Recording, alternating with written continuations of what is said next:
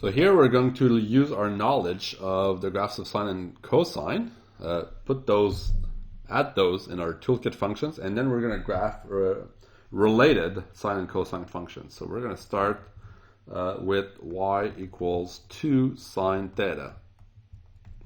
Okay, so using our knowledge of transformations of functions, we can easily graph that function. So if you think of y equals f of theta as a generic function, here we're essentially multiplying our toolkit function by 2.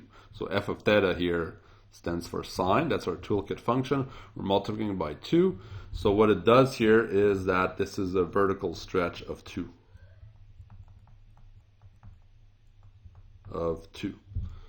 So that should be pretty easy to graph.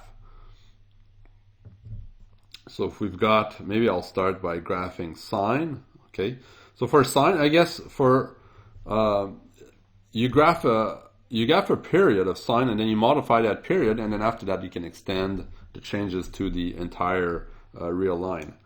So if this is, maybe I'll make this higher here, like this. So if let's say this is 1 minus 1. Okay, so over a period of 2 pi, sine goes, it's going to be 1 at pi over 2. So it's, let me draw in red like that. So it goes like this and goes down like that. Okay, so this is, those are the local min, local max of the function. Okay, and after that we're going to stretch everything by 2, so it's going to be 2 units higher. So instead of being having a highest value of 1, it's going to be 2. Instead of having a lowest value of minus 1, it's going to be minus 2. So this point here, which was pi over 2, 1, the y value gets multiplied by 2, so now it goes to 2. So our curve will go like this now. The x-intercepts are not changing because the y values there is 0. If you multiply by 2, you still get 0. Okay? So it changes how high the curve can go. And of course, that curve will just repeat itself like that. Okay? So this is y equals 2 sine of theta. Now, this value here, okay, which is in some way half of this value. Okay, so this is 2, this is 4, and this is 2. The 2 here, okay, is called the amplitude. It's a term that really applies to sine and cosine function. So amplitude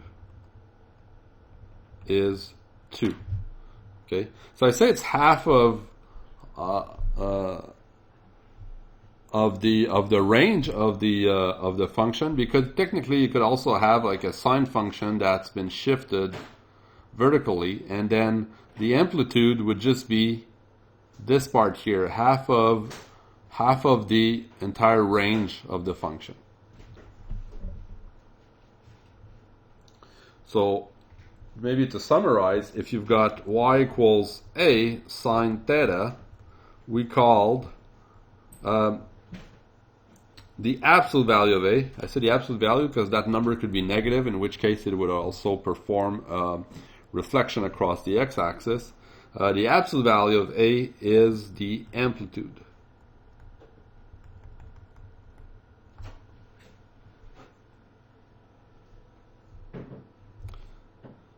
So I encourage you to go and look at figure